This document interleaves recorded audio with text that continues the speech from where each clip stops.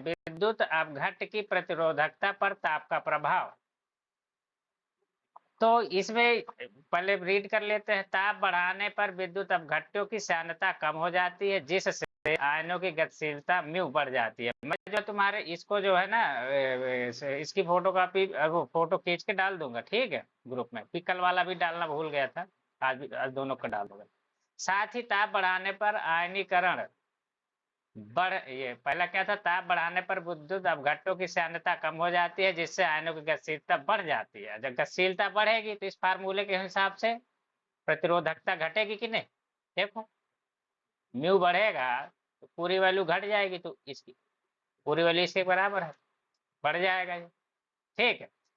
Sorry, प्रतिरोधकता घट जाएगी जब ये वाली वैल्यू बढ़ेगी। दूसरी बात, साथ ही ताप बढ़ाने पर आयनीकरण बढ़ जाने के कारण प्रति एकांक आयतन में आयनों की संख्या n की वैल्यू भी बढ़ रही है।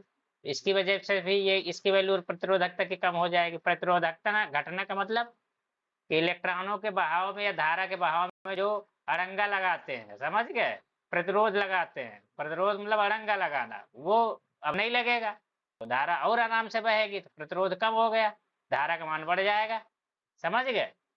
आता है ताप बढ़ाने पर विद्युत अपघट्टों की प्रतिरोधकता कम हो जाती है। कहने का मतलब जो अड़ंगा लगाते हैं वो कम हो जाता है। गांव की भाषा में अड़ंगे तो बोलते हैं और कुछ दूसरा बोलते हैं। तब रुकावट कम होगी तो इसका मतलब चालकता बढ़ जाएगी। प्रतिरोध का उल्टा चालकता होता है। चालकता का मतलब सपोर्ट कर रहा है, हेल्प कर रहा है, मदद कर रहा है इलेक्ट्रॉनों को चलने में। समझ गए। प्रतिरोधकता के आधार पर पदार्थ का चयन। तो पदार्थ का चयन क्या, ये तो वो कल बता दिया था, ये बता दिया था, एक दोबारा पढ़ा दिया गलती से, ठीक है। हमको स्टार्ट करना था यहाँ से। खैर चलो, अब कर रहे हैं तो थोड़ा कर ही देते हैं। यहाँ पे ये कल बताया था, बल्ब जो विद्युत बल्ब होता है उसकी प्रतिरोधकता कम होनी चाहिए, और अल्फा वो कम होना चाहिए। अल्फा के बारे में कुछ नहीं बोला, इसका वो होना चाहिए, गलनांक कुछ होना चाहिए। नहीं पता चला जो बल्ब जो चमकता रहता है वो गल के चू ही जाएगा, तो उसी को बोलते हैं फ्यूज हो जाना। गल के पिघल जाने को ही फ्यूज बोलते हैं, ठीक है। तो फ्यूज हो जाएगा। इसे किस चीज का बना होता है, टंगस्टन का बना होता है। प्रतिरोध बॉक्स ये प्रैक्टिकल में यूज होगा, या प्रमाणिक प्रतिरोध बॉक्स ये कांस्टेंटन या मैग्नीन का होता है। ये जीएस में पूछा जा सकता है जब कभी भी एग्जाम दोगे नौकरी का, सरकारी नौकरी का। और इसके लिए अल्फा का मान कम होता है। अल्फा का मान कम होने का मतलब ताप बढ़ाने पर प्रतिरोध कम बढ़ता है। अल्फा अगर ज्यादा है तो ताप बढ़ाने पर प्रतिरोध ज्यादा बढ़ेगा। और प्रतिरोध है इसका आर की वैल्यू कम होती है, ठीक है। प्रतिरोध जब कोई तार खरीद के लाओगे और उसको प्रतिरोध बॉक्स बनाना है तो उसका प्रतिरोध कम होना चाहिए, ठीक है। अब कभी कभी जब धारा बहती है तो धीरे धीरे टेम्परेचर बढ़ता है, क्योंकि इलेक्ट्रॉन टक्कर मारते रहते हैं धनान, टेम्परेचर बढ़ेगा तो टेम्परेचर बढ़ेगा तो प्रतिरोध बहुत तेजी से बढ़ेगा। समझ गए। अगर अल्फा की वैल्यू ज्यादा है, अल्फा की वैल्यू कम है तो फिर बहुत धीरे धीरे वो बढ़ेगा प्रतिरोध। तो धारा बढ़ाने पर भी कभी कभी प्रतिरोध उसके ताप ही बढ़ेगा ही नहीं तो प्रतिरोध भी नहीं बढ़ेगा। फिर अल्फा, अब ताप बढ़ेगा भी, अल्फा कम है तब भी नहीं, प्रतिरोध उतना ज्यादा नहीं बढ़ेगा ताप बढ़ने के बावजूद भी। हीटर क्या होता है, ये हीटर है, डीटर लिख गया इसमें गलती से, ये हीटर है, ठीक है। तो हीटर का तंतु, इसका प्रतिरोध अधिक होना चाहिए, अल्फा इसका कम लिखा हुआ है, और गलनांक कुछ होना चाहिए नाइक्रोम, ठीक है। किसका बना होता है नाइक्रोम, ये बहुत इंपॉर्टेंट है, कई बार जीएस में पूछा जा चुका है। कोई भी गवर्नमेंट का एग्जाम दोगे सरकारी नौकरी का। फ्यूज तार, फ्यूज तार जो होते हैं हर एक घर पे लगे हैं फ्यूज तार। फ्यूज तार क्या, जब ज्यादा लोड पड़ता है ना तो फिर वो फ्यूज हो जाता है, बाकी के जो यंत्र होते हैं बच जाते हैं, घर के कूलर फ्रिज पंखा ये सब बच जाते हैं। नहीं पता चला कि बहु हाई वोल्टेज आ गया तो फिर पंखा फूक गया, फैन जो बोलते हो, यही फ्रिज फूक गया, मतलब 40-50 हज़ार का नुकसान हो जाए। प्रतिरोध कम होता है, गलनांक कम होना चाहिए, और ये किसका बना होता है, टिन और लेड का। तो वो ऐसी चीजें का बनाया जाता है जिनका प्रतिरोध कम हो, गलनांक। अल्फा के बारे में कुछ नहीं बोला, तो कम ज्यादा ऐसा कोई लेना देने नहीं, ठीक है। तो ये वाला जो लिखा है यहाँ पे डिटेल में, इसी के बजाय इस टेबल को याद कर लोगे, ये काम देगी। ये कभी कभी बहुविकल्पी यहाँ से बन सकता है, समझ गए। तो इसको अभी रटने की कोई जरूरत नहीं है, ठीक है। बस एक बार पढ़ लो, जान लो। इस कभी 2-4-10 साल में एक क्वेश्चन फंसेगा उसके चक्कर में रटे जा, इसको बाद में रट लेना जब बाकी चीजें याद हो जाए तो। अब है हमारा मेन इंपोर्टेंट, विद्युत ऊर्जा शक्ति पे आ जाइए। तो यहाँ पे क्या है, जब किसी चालक के सिरों पर बैटरी या अन्य स्रोत से विभवांतर आरोपित किया जाता है तो तार में मुक्त इलेक्ट्रॉन अनुगमन वेग से चलने लगते हैं। जैसे यहाँ पे आप विभवांतर आरोपित करोगे तो यहाँ पे इलेक्ट्रॉन जो है उच्च विभव निम्न विभव से उच्च विभव की तरफ भागेंगे। ये वाला निम्न विभव सिरा हो गया, ये उच्च विभव सिरा हो गया, ठीक। तो तार में मुक्त इलेक्ट्रॉन अनुगमन वेग से चलते हैं। गति करते हुए इलेक्ट्रॉन, ये इलेक्ट्रॉन गति करते हुए इलेक्ट्रॉन तार के, यहाँ पे कामा लगा लो, तार के धनायनों से बार बार टकराते हैं और तथा बैटरी से प्राप्त ऊर्जा धनायनों को स्थानांतरित करते रहते हैं। यहाँ पे धा आएगा, धनायनों को स्थानांतरित करते रहते हैं। अतः धनायनों की ऊष्मीय गति क्या होती है, इनकी कंपन होती है। इलेक्ट्रॉन तो इधर उधर गति करते हैं, रैंडम मोशन यादृच्छिक गति करते हैं, ऊष्मीय गति वो भी होती है, लेकिन इलेक्ट्रॉन क्या होगा, इधर उधर भीड़ में, जैसे आदमी भागता है मेला में, बाजार में, तो वो हो गया इलेक्ट्रॉनों की। और जो ऊष्मीय गति होती है वो क्या होगा, एक ही जगह पे एक ही पोजीशन के इधर उधर किसी भी दिशा में ऐसे ऐसे कंपन करता रहेगा, समझ गए। वो वाली भी ऊष्मा के कारण गति होती है। तो जो धनायन गति करते हैं वो ऊष्मीय गति करते हैं, ठीक है। ऊष्मीय गति दोनों में भी होती है, इलेक्ट्रॉन भी, और इसमें इलेक्ट्रॉन की गति का तरीका अलग होता है, उसका पाथ अलग होगा, कुछ भी टेढ़ा मेढ़ा, लेकिन इनका एक ही जगह पे कंपन करते रहते हैं। धनायन अपनी जगह को छोड़ नहीं पाते ये, जिससे तार का ताप बढ़ जाता है। तो जो किसी भी वस्तु होगी, ये जब तुम लोग हीट पढ़े होगे, अगर नहीं पढ़ाया होगा टीचर तो अलग बात है, तो जो हीट के अंदर जो कोई भी पार्टिकल होता है, जो उसमें के सुचालक होते हैं, जो अंदर के पार्टिकल होते हैं, ठीक है, वो अपनी जगह पर कंपन करने लगते हैं। जो जितना टेम्परेचर बढ़ाओगे उनका कंपन उतना तेजी से बढ़ता है। जितना तेजी से कंपन बढ़ेगा उतना तेजी से अगर तुम उसको टच करोगे तो वो आके तुम्हारे इसमें स्किन में टक्कर मारेंगे, तो तुम्हारी स्किन डैमेज होगी। तो उसी को बोल देते हो कि हमारी यहाँ उंगली जल गई, बात समझ गए। तो कभी तो टच करते हो तो तुरंत उंगली हटा लेते हो, क्योंकि वो तुम्हारे उंगली में वो पार्टिकल इतने तेजी से टक्कर मारते हैं कि स्किन डैमेज होने लगती है, समझ गए। इतनी बात समझ में आई कि नहीं। तो हाँ, तो खैर चलो, इस प्रकार से कहाँ गया, जैसे तार का ताप बढ़ जाए, इस प्रकार बैटरी से ली गई ऊर्जा उसमें बदल जाती है। उदाहरण में जैसे क्या हो गया, विद्युत बल्ब हो गया, हीटर हो गया, इस्त्री जिससे प्रेस करते हो कपड़ों को। तो ये हो गया एक तरीका की, जो है बैटरी ने ऊर्जा दी, इलेक्ट्रॉन को प्रवाहित किया। ये मान लो तुम्हारा कोई बल्ब वगैरह का तार है, तो उसमें क्या करेंगे, इलेक्ट्रॉन इधर से इधर को भागेंगे, इलेक्ट्रॉन दृढ़ावेशी सिरे से भागेंगे, तो रास्ते में इनसे टकराएंगे और टकराएंगे।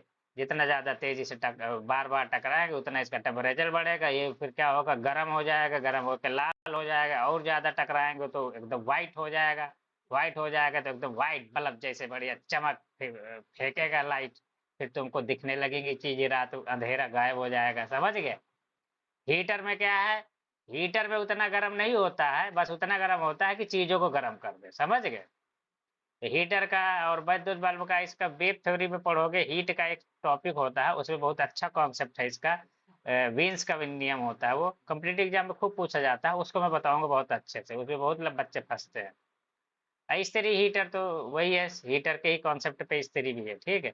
माना चालक के सिरों का विभवांतर V तथा इसमें प्रवाहित धारा I है, तो t सेकंड में प्रवाहित आवेश। ये मान लो कोई चालक है, तो इसके सिरों का विभवांतर V है, जो यहाँ पे बैटरी में विभवांतर मिलेगा भाई यहाँ होगा। ये वाले तार ऐसे माने जाते हैं कि ये विभवांतर को किसी भी प्रकार से नुकसान नहीं पहुंचाते, जो भी नुकसान पहुंचेगा इस यहाँ से यहाँ के बीच में पहुंचेगा, ठीक है। यहाँ से विभवांतर भी स्टार्ट होगा और यहाँ से खत्म होते होते होते होते होते होते होते यहाँ पे एकदम जीरो हो जाएगा, समझ गए। तो यहाँ से यहाँ के बीच का विभवांतर V हो जाएगा, इधर का V इधर का जीरो, V माइनस जीरो, समझ गए। अब आता है t सेकंड में प्रवाहित आवेश। अगर यहाँ से प्रवाहित आवेश Q है t सेकंड में, सॉरी धारा I है, और t सेकंड में कितना आवेश प्रवाहित हो जाएगा, तो Q बराबर में IT कर देंगे, ये कोई बहुत बड़ी चीज नहीं है। फिर आवेश Q को विभवांतर V विभवांतर पर तार के एक सिरे से दूसरे सिरे तक ले जाने में किया गया कार्य। आवेश Q को इधर से इधर ले जाने में कितना कार्य, यहाँ पे धारा नहीं दिखाया है, यहाँ पे मान लो धारा I, ठीक है। तो टी समय में कितना आवेश ले जाना, क्यू आवेश को अगर इधर से इधर ले गया होगा, यहाँ पे कोई काम करना नहीं पड़ता है। इस तार का मानते हैं प्रतिरोध लगभग 0 है। यहाँ से यहाँ तक में जो भी इलेक्ट्रॉनों को दिक्कत हुई होगी। अब एक बात और बता दूं तुमको, यहाँ पे अगर सही से देखूं तो ये वाला तार बहुत मोटा है, ये वाला तार बहुत पतला, समझ गए। लेकिन समझाने के चक्कर लिए हम क्या करते हैं, इसको बड़ा मोटा बना देते हैं, क्योंकि इसके एक एक अंग का या एक एक पार्टिकल का अध्ययन करना है हमको। अगर छोटा बना देंगे तो पता ही नहीं चलेगा कौन सा पॉइंट कहाँ, पार्टिकल कहाँ पे है। और जनरली क्या होता क्या है कि जो मोटा तार, ये वाला तार है ना, इसकी चालकता बहुत ज्यादा, समझ गए, तो इसके डायमीटर, जिस क्षेत्रफल, इसका क्रॉस सेक्शनल ज्यादा होगा। ये वाला जो तार होगा रियली ये बहुत पतला होता है, समझ गए, लेकिन समझाने के लिए इसको मोटा बनाना पड़ता है। ये समझाने में बड़ी दिक्कत आएगी, तुम लोग ना तो देख पाओगे ना कोई समझ पाओगे। वैसे भी पढ़ाई में हमेशा जो चीज छोटी होती है उसको बड़ा फिगर बना के समझाया जाता है, और जो बहुत बड़ी होती है उसको छोटा कर, समझे, पहले भी बता चुका। अच्छा, चलो, तो W बराबर में वी क्यू, मतलब कि यहाँ से यहाँ तक ले जाने में आवेश को जो कार्य किया करना पड़ा होगा, फार्मूला होता है W बराबर वी क्यू, विभवांतर गुणे आवेश, Q बराबर आई टी होता है, तो W बराबर वी आई टी। अब सूत्र V equal to I R से, जहाँ आर चालक का प्रतिरोध है ये, तो उससे क्या होगा, V equal to I R होता है, तो यहाँ पे V की जगह आई आर लिख दोगे, तो W बराबर आई स्क्वायर आर टी आ गया। तो ये किया गया कार्य हो गया, कब, T सेकेंड में किया गया कार्य हो गया। यहाँ पे जो भी कार्य बैटरी के द्वारा किया गया होगा ये निकल आया। ये तुम हाई स्कूल में खूब पढ़े होगे, आज इसको देख भी लिए कैसे निकला, ठीक। अब इसके बाद समीकरण 1 में V अपान आई आर रख, V I equal to V upon R रखने पर समीकरण 1 क्या था Q बराबर आई टी, ठीक। सॉरी, समीकरण 1 जो है हमारा ये है W equal to V I T, ये वाला, ठीक है, W equal to V I T. तो यहाँ पे क्या करेंगे, W इक्वल टू वी और I की जगह में V बाई आर लिख देंगे, तो V square upon R T बन गया। ये भी हाई स्कूल में फार्मूला पढ़े थे, तो ये कोई बहुत बड़ी चीज नहीं है। तो इस प्रकार से एक फार्मूला ये बन गया। यदि वी आई आर और सॉरी एस आई, ये एस आई है, ठीक है, एस आई मात्रक में हो, एस का मतलब एस आई मतलब इंटरनेशनल सिस्टम, ठीक है, एस आई मात्रक में हो तो तार में क्षय ऊर्जा, क्षय ऊर्जा W बराबर V I T, I square R T या V square upon R T, ये 3 फार्मूले होते हैं, ठीक है। ये हाई स्कूल में यहाँ तक की कहानी तो पढ़ चुके हो, ठीक है। तो इनको जानना जरूरी है, इस पे सवाल, इनको लेके सवाल बन सकते हैं, ठीक है। डायरेक्ट इसी पे सवाल नहीं पूछेगा, क्योंकि ऑलरेडी हाई स्कूल का सिलेबस है। विद्युत शक्ति, विद्युत किसी विद्युत परिपथ में ऊर्जा क्षय होने की दर को विद्युत शक्ति कहते हैं। नॉर्मली अगर कहीं पर भी सब पूछेगा कि विद्युत शक्ति से आप क्या समझते हैं, विद्युत शक्ति को परिभाषित करिए, तो किसी एक न्यूमेरिकल के साथ पूछ सकता है, हालांकि ये हाई स्कूल का है, लेकिन आना जरूरी है जानना। यदि किसी परिपथ में टी समय में व्यय ऊर्जा W हो तो विद्युत शक्ति P बराबर W बाई टी किया गया कार्य बटे समय, उसको तो शक्ति बोलते हैं। कार्य करने की दर को, दर कैसे निकलती है, समय का भाग दे दो, तो W बटे टी या वी आई टी बटे टी, W बराबर वी आई टी होता है, या आई स्क्वायर आर टी बटे टी या V square upon R into T by T, T से टी सब कट जाएगा, तो P equal to V I या आई स्क्वायर आर या V स्क्वायर अपान आर। ये फार्मूले हैं, इनको जानना जरूरी है बहुत ज्यादा। ये हाई स्कूल के भले हैं, लेकिन आगे भी जरूरत पड़ेगी। इन पे डायरेक्ट सवाल नहीं पूछेगा, लेकिन सवालों में ये फार्मूले की जरूरत पड़ेगी जब सवाल आगे सॉल्व करोगे। तो यदि विद्युत क्षय की दर परिवर्ती हो, तो जब क्षय की दर लगातार घट बढ़ रही है, किसी समय में ज्यादा हुई किसी में कम हुई, तो हम हमेशा कैलकुलस वाला टर्म यूज करेंगे, P बराबर डी डब्ल्यू अपान में डी टी। बहुत तत्क्षणिक शक्ति का आकलन करेंगे, ठीक है। फिर है 1 किलोवाट घंटा, ये हाई स्कूल का है लेकिन जानना जरूरी है। तो विद्युत ऊर्जा की वह मात्रा जो 1 किलोवाट शक्ति वाले परिपथ में 1 घंटे में व्यय होती है, उसी को 1 किलोवाट घंटा कहते हैं। तो ये एक प्रकार से यहाँ पे इस डिफिनेशन को पूरा ये डिफाइन करता है। तो इतना भी लिख दोगे चलेगा, बाद में ये भी लिख सकते हो, विद्युत ऊर्जा की वह शक्ति जो 1 किलोवाट शक्ति व्यय 1 किलोवाट शक्ति वाले परिपथ में 1 घंटे में व्यय होती है, कामा करके 1 किलोवाट घंटा कहलाती है। एक किलोवाट घंटा कहलाती है। यह एक यूनिट बिजली, जैसे तुम एक यूनिट का बिजली 8 रुपया लगभग मिलता है तुम्हारे यहाँ, कहीं कहीं में फ्री भी बिजली है। तो 1 किलोवाट आवर, हिंदी में बोलते हैं 1 किलोवाट आवर, इंग्लिश में सारी। तो 1 किलोवाट में क्या होगा, 1 किलोवाट क्या होगा, 1 किलोवाट को वाट में बदलोगे, किलो शब्द कभी भी हटाओ, 1000 लिख दो किसी जगह पर, 1000 वाट गुणे में 1 घंटे में कितने सेकंड होंगे, 3600 सेकंड। तो 36 को गुणा कर दोगे तो जूल में आ जाएगा। ये भी अभी एसआई यूनिट में हो गया, ये भी एसआई यूनिट में। तो 1 किलोवाट घंटा में 3.6 इंटू 10⁶ जूल होता है।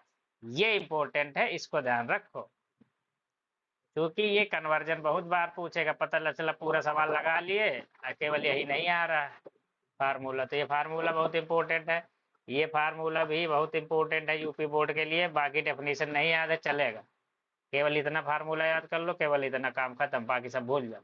समझ गए? इन दोनों में कोई एक फार्मूला याद करो, दोनों को याद करने की कोई जरूरत नहीं है। पी पता रहेगा तो पी अपान टी, डब्लू, अगर ये याद है तो ये वाला बन जाएगा, ये याद है तो ये वाला बन जाएगा। दोनों में से कोई एक याद करो। मेरी तो सलाह यही है, इसी को याद कर लो, इसको।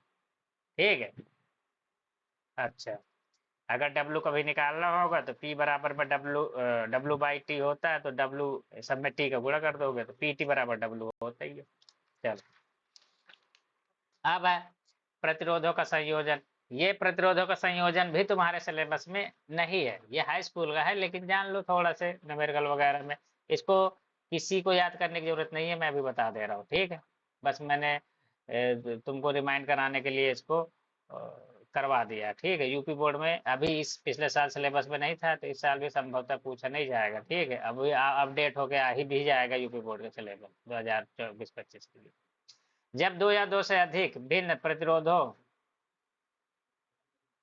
को, यहाँ पे को कर लो, इस प्रकार जोड़ा जाए कि उनमें से एक ही धारा, या क्या है ये, एक ही धारा, ये थोड़ा उतना सही नहीं बन पाया है, एक ही धारा प्रवाहित हो तो इनके संयोजन को श्रेणी संयोजन कहते हैं। अब इनमें क्या है, ये श्रेणी संयोजन हो गया। अब बुक्स में बहुत ज्यादा लिखा हुआ, उसको कोई मीनिंग नहीं है, ये पूछा भी नहीं जाएगा यूपी बोर्ड में, तो इसको याद करने की कोई जरूरत नहीं है, ठीक है, पहली बात तो। अब ये क्या, 300 तार है, तीनों श्रेणी क्रम में तो इनको श्रेणी क्रम कैसे बोलते हैं, एक तार, एक प्रतिरोध लिया, उसके एक सिरे को बैटरी से जोड़ दिया, दूसरे सिरे को खुला छोड़ दिया, फिर दूसरा प्रतिरोध लाए, इसके जो बचत हुआ था सिरा उससे जोड़ दिए, दूसरा सिरा इसका खुला छोड़ दिए, तो एक और प्रतिरोध लाएंगे, जो बचा हुआ इसका प्रतिरोध है का दूसरा सिरा है, इससे जोड़ दिया, और जो इसका शेष सिरा बच रहा है लास्ट वाले का बैटरी के दूसरे सिरे से जोड़ देंगे। यही हो गया श्रेणी क्रम, मतलब एक के बाद एक के बाद एक के बाद, ठीक। तो यहाँ पे 3 प्रतिरोध हो, R1 R2, 3 प्रतिरोध R1 R2 R3 बिंदु ए व बी के बीच, ये वाह, बिंदु ए व बी के बीच श्रेणी क्रम में जुड़े हैं। बिंदु ए व बी के बीच बिंदु स्रोत के बीच विद्युत स्रोत विभवांतर, विद्युत स्रोत द्वारा विभवांतर भी आरोपित किया जाता आता। तो देखो ये है, बी ये है, इनके बीच में कितना विभवांतर भी, किसके द्वारा, इस सेल के द्वारा। ये विद्युत स्रोत का, ये सेल जो है इसी को विद्युत स्रोत बोल रहा है। विद्युत स्रोत भी बोल सकते हैं या बैटरी, जो भी बोल।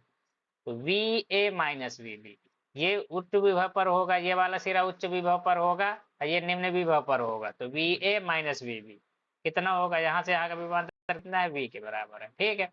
हालांकि इस पर टेंशन मत लो, इसको मैं अभी यहाँ पे मैंने लिख दिया है, यदि V A is greater than V B तब ये होगा, ठीक है। अच्छा, ये माना संयोजन में प्रवाहित धारा आई है यदि प्रतिरोध R1 R2 R3 के सिरों पर विभवांतर क्रम से V1 V2 V3, जब इनके सिरे पर जो मान लो विभवांतर V1 है, R1 के, R2 के, इन दो सिरों के बीच का विभवांतर V2 है, R3 के दोनों सिरों के बीच का विभवांतर V3 है, तो क्या होगा, तो हम क्या लिख सकते हैं, V1 जो होगा VA माइनस, यहाँ पे VC लिखना चाहिए, यहाँ पे C होना चाहिए, यहाँ पे D होना चाहिए, ठीक है। VA minus VC equal to, तो क्या होता है, किसी भी प्रतिरोध के सिरों का विभवांतर उसमें बहने वाली धारा गुणे उसका प्रतिरोध के बराबर होती है। इसमें बहने वाली धारा यहाँ से कितनी मान ले रहे हैं, आई, तो सब में आई आई जाएगी, इसमें भी आई जाएगी, इसमें भी आई ही जाएगी, और इसमें भी आई ही जाएगी, सब में आई आई जाएगी। V1 भी हो जाएगा IR1, V2 भी हो जाएगा IR2, V3 भी हो जाएगा IR3। कोई हाई स्कूल में तुम्हारा छोटा भाई हो तो उसको ये डेरिवेशन पढ़ा देना, उसके काम आ जाएगा, क्योंकि हाई स्कूल में पूछा जाता है। इन दोनों तीनों समीकरणों को जोड़ दोगे। थोड़ा सा मैंने गलती कर दी क्या? इन तीनों को जोड़ोगे तो V1 plus V2 plus V3 equal to VA minus VB हो जाएगा। यहाँ पे लिखना चाहिए था 2, यहाँ पे लिखना चाहिए था 3, यहाँ पे लिखना चाहिए था 4, ऐसे लिखना चाहिए था। बोला तो भाई नहीं इसका, चलो ठीक। यहाँ पे क्या हो जाएगा, समीकरण 2, 3, 4 को जोड़ने पर V1 plus V2 plus V3 ये सारे कट जाएंगे, ये VC से VC, VD से VD, VA माइनस VB बचेगा, और दाहिने साइड में I कॉमन हो जाएगा, ब्रैकेट में R1 plus R2 plus R3 हो जाएगा। तो V equal to I times R1 plus R2 plus R3। मैंने बोला था कि इस वाले बीच वाले टर्म को गायब कर सकते हो, कोई जरूरत नहीं है लिखने की, डायरेक्ट इधर वाला लिखो इक्वल टू इधर कर दो, ये वाला कर दो। अब क्या होगा, अगर मैं इन प्रतिरोधों को हटा दूं, कोई एक सिंगल प्रतिरोध लाऊं और वहां पे लगा दूं, और उसके लगाने से इतनी ही धारा बहे आई, तो इसका मतलब इन तीनों के बराबर वो अकेले रुकावट पैदा कर ले रहा है, इसका मतलब वो तीनों के बराबर काम कर ले रहा है, इसका मतलब इन तीनों को तुल्य हो जाएगा वो, तो तुल्य प्रतिरोध इसी को बोल देते हैं। ठीक, समझ गए? अब इन तीनों के बराबर, इन तीनों का जो काम वो अकेले अकेले कर रहा है, इसलिए वो उनके तुल्य हो गया। तो यदि किसी बिंदु ए व बी के बीच R1 plus R2 plus R3 के स्थान पर एक तुल्य प्रतिरोध RS जोड़ा जाए तो RS जाए तो क्या होगा? तुल्य का मतलब ऐसे भी समझ सकते हो, जब छोटे छोटे बच्चे होते हैं, पता चला 3 बच्चे मिलके जितना काम करेंगे उसके पापा अकेले कर देंगे, तो उनके 3 बच्चों के तुल्य उसका पापा अकेले हो गया। समझ गए? तो यही हो गया यहाँ पे। तो ये RS का मतलब हो गया है, क्योंकि ये सीरीज में लगे हैं। ठीक है, V equal to IRS। RS क्या है? तुल्य प्रतिरोध है। तो तुल्य प्रतिरोध यहाँ पे जब लगाओगे तो वो प्रतिरोध यहाँ पे रहेगा, उसमें बहेगी धारा आई, उसके सिरों का विभवांतर V रहेगा, यहाँ से यहाँ का टोटल विभवांतर V रहेगा, और धारा आई है तो धारा, तो V इक्वल टू कितना हो जाएगा? V इक्वल टू जो इसके तो इसको मैं कहो तो बना भी दूं, इसका फिगर यहाँ पे बना देता हूँ, जगह इधर ही बना देता हूँ। तुल्य प्रतिरोध ऐसे हो जाएगा, ऐसे ऐसे, ये अकेले इतना काम करेगा आई, यहाँ पे RS। ठीक है, यहाँ का विभवांतर V है तो यहाँ का भी विभवांतर V ही रहेगा। ठीक है, इन सिरों के बीच का। ठीक है, इसको चाहो तो इसको A मान लो, इसको B मान लो, काम खत्म। तो वही हो जाएगा, बहने इसमें का प्रतिरोध, इसमें बहने वाली धारा इन दोनों के बीच के विभवांतर के बराबर होगा। यहाँ का विभवांतर कितना होगा? V के बराबर होगा, V के बराबर होगा। ठीक है, ये RS है, कॉमा कर देते। ठीक है, तो यहाँ से देख लो V इक्वल टू IRS। ठीक, अब यहाँ से जैसे V इक्वल टू IRS लिखोगे, यहाँ ये दोनों V इक्वल होगा जाएंगे, यहाँ यहाँ भी दोनों को इक्वल कर दोगे, तो IRS equal to I times R1 plus R2 plus R3, तो RS equal to R1 plus R2 plus R3 आ गया, खत्म काम।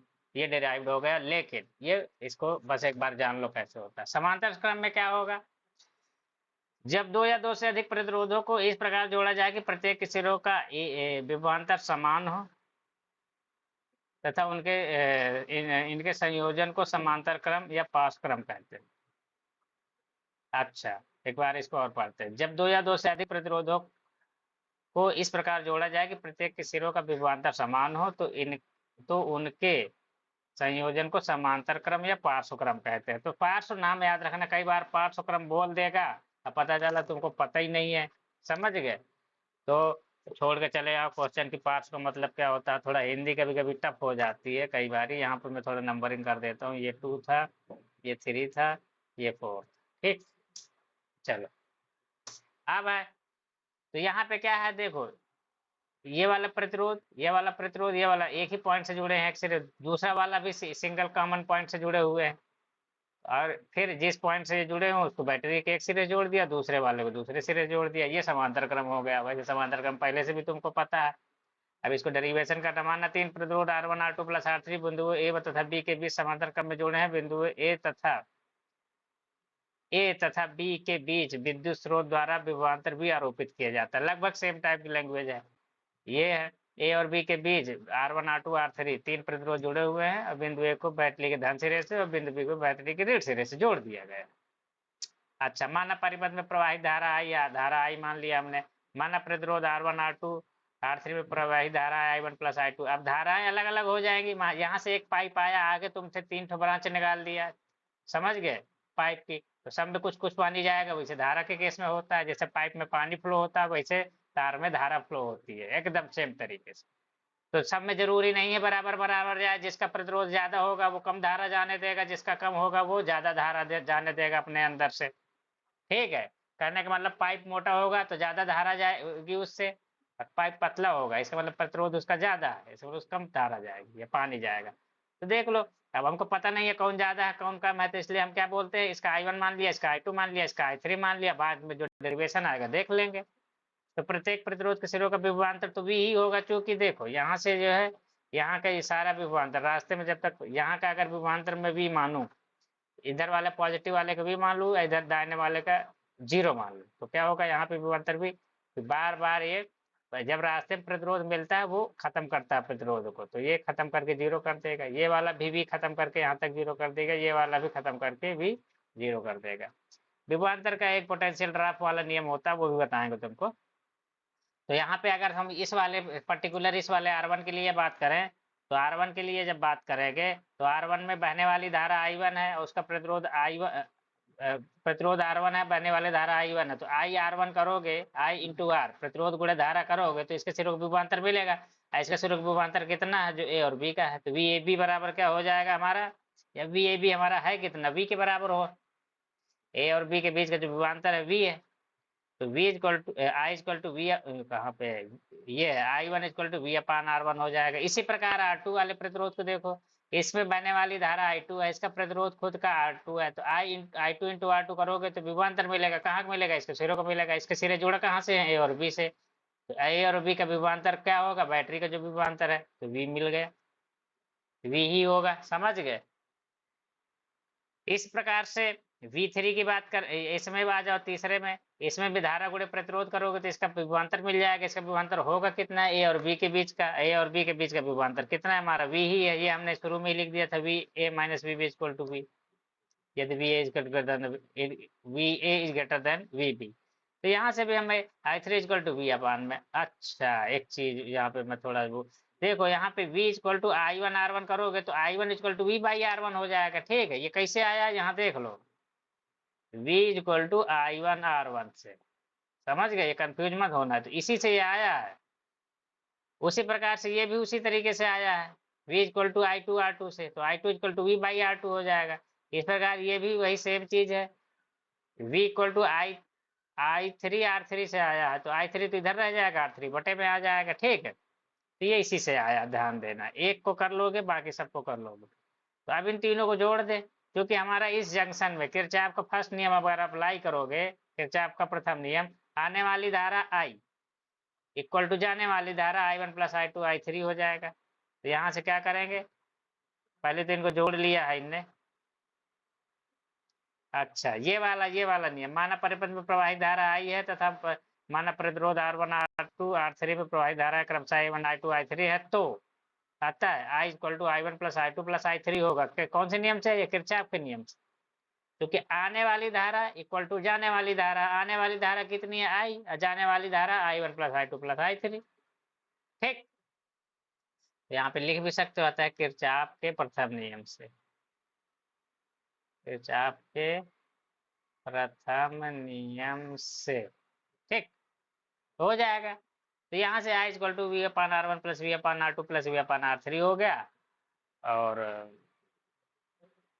यहाँ पे ऑलरेडी ये था ही I equal to I1 plus I2, ये वाली वैल्यू उठा के जब इसमें पुट करोगे तो ये मिल जाएगा, और जब ये मिल जाएगा, ठीक है, ये आ गया हमारा। अब इसकी जगह में एक तुल्य प्रतिरोध लगाते हैं, तुल्य प्रतिरोध लगा दिया, जो क्या करेगा, इन तीनों को लगाने से जितनी धारा बहती है ये अकेले उतनी धारा बहने देगा, तो ये इनके तुल्य हो जाएगा। इसको बोलते हैं आरपी, पी मतलब पैरेलल।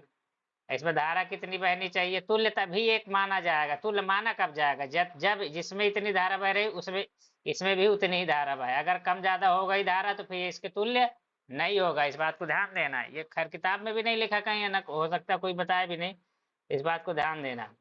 तुल्य उसको बोलते हैं कि वो प्रतिरोध लगा दो तो जस्ट उतनी ही धारा बहे जब इन तीनों को लगाने पर बह रही थी, समझ गए, तो उसी को तुल्य प्रतिरोध बोल देते हैं। यहाँ पे इसका विभवांतर भी होगा, तो यहाँ के यहाँ से यहाँ तक का भी विभवांतर v ही होगा, ठीक है।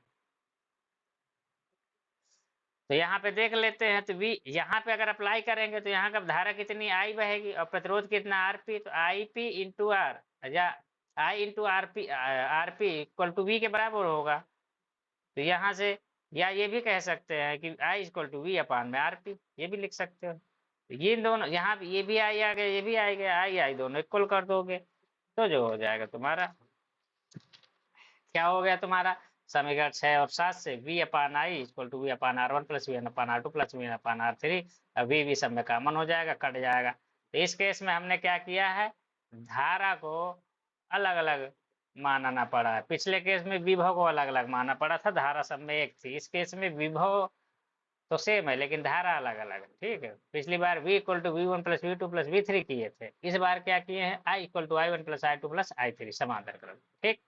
चलो खत्म हो गया, इस फार्मूले को रट लेना, तो कोई रटा ही होगा, लेकिन एक बार रिवीजन कर लेना, उससे तो रटा होगा। ये नहीं रटेगा होगा तो फिर क्या आएगा, तब तो किसी को कुछ आएगा ही नहीं।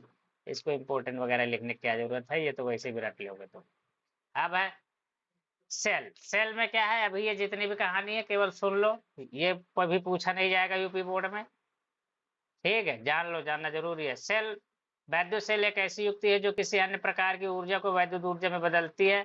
सेल के दो सिरे होते हैं, एक अधिक विभव वाले सिरे को सेल का धन सिरा तथा कम विभव वाले सिरे को सेल का ऋण विभव बोला जाता है। इसने कम और अधिक किया, ये नहीं कहा कि ऋण विभव या धन विभव। तो ये सेल होते हैं इस तरीके से, कभी कभी उन जैसे बैटरी के देखते हो कि जहाँ पे कौआ फंसाते, बैटरी का चिमटी फंसाते हो, एक धन वाला होता है एक ऋण वाला होता है, इसको बैटरी मान लो, बैटरी को भी सेल ही बोलते हैं। ये कई प्रकार के होते हैं, वैद्युत रासायनिक सेल, फोटो सेल, सौर सेल, तापयुग्म सेल। इसका केवल एक बार नाम जान लो बस, और कुछ नहीं पूछेगा, ठीक है। फिर वैद्युत रासायनिक सेल। वैद्युत रासायनिक सेल एक ऐसी युक्ति है जो रासायनिक ऊर्जा को वैद्युत ऊर्जा में परिवर्तित करके किसी परिपथ में आवेश के प्रवाह को निरंतर बनाए रखती है। तो वैद्युत रासायनिक सेल, जैसे आपके घरों में जो बैटरी होती है, इन्वर्टर वाली बैटरी होती है, वो वैद्युत रासायनिक सेल ही होता है, समझ गए, जिसमें तेजाब पड़ा होता है। तो तेजाब जो होता है ये विद्युत अपघट्य होता है। ये जो बड़ी प्लेटें पड़ी रहती हैं उसमें ऐसी ऐसी बढ़िया उसकी मेटल्स की, वो इलेक्ट्रोड होते हैं, ठीक है। तो इसको जब तुम लोग चार्ज करते हो तो यहाँ के वो इनके बीच का पोटेंशियल डिफरेंस बढ़ता जाता है, बढ़ता जाता है, बढ़ता जाता है। पूरे जब फुल्ली चार्ज हो जाते हैं तो ये बहुत हाई पोटेंशियल में, पॉजिटिव पोटेंशियल में आ जाती है, निगेटिव पोटेंशियल में आ जाती है। ये बहुत उच्च विभव चला जाता है, निम्न विभव चला जाता है। जैसे ही तार जोड़ोगे फट से धारा बहना स्टार्ट, और बहुत हाई लेवल में धारा। जैसे जैसे बैटरी डाउन होती जाती है ना, फिर बैटरी धारा भी कम होती जाती है, समझे। तो उसमें तुम एक लगाते हो, एक एक वो भी लगाते हो जो धारा को मैनेज करता है, अल्टरनेट उसको कुछ बोलते हैं, अभी समय मुझे ध्यान नहीं है, स्टेबलाइजर वगैरह, तो कम करंट आने पर उसको बढ़ा देता है, अब ज़्यादा होने पर कम कर देता है, एनर्जी को मैनेज करता रहता है। यहाँ पे देखो, तो ये हो गया वैद्युत रासायनिक सेल को एक बार पढ़ लो। सेल के बारे में ज़्यादा शायद नहीं पूछेगा, मुझे लगता है सिलेबस में है कि नहीं, एक बार देख लेते हैं। तो ये भी उतना इम्पोर्टेंट नहीं है, बस जान लो, ठीक है, कि सेल क्या होता है। वैद्युत रासायनिक सेल को जीएस के हिसाब से कभी भी पूछ सकता है, नौकरी हाई स्कूल वालों के लिए ज़्यादा इम्पोर्टेंट है। वैद्युत रासायनिक सेल एक ऐसी युक्ति है जो रासायनिक ऊर्जा को वैद्युत ऊर्जा में बदलता है। नाम से ही लग रहा है, वैद्युत रासायनिक सेल रासायनिक ऊर्जा को वैद्युत ऊर्जा में बदलता है, ठीक है। किसी वैद्युत परिपथ में आवेश के प्रवाह को नियंत्रण बताया। तो ये बैटरी का ये एनोड हो गया, जो बैटरी का भी देखोगे तो उसमें डूबी रहती है प्लेटें, ये तेजाब पड़ा रहता है, ठीक है। और ऊपर फिर तार तो होते हैं जो तुम जो चिमटी लगा देते हो, ये विद्युत अपघट्य तेजाब को बोलते हैं, ठीक है। अच्छा, अब है अब नेक्स्ट वीडियो में करते हैं।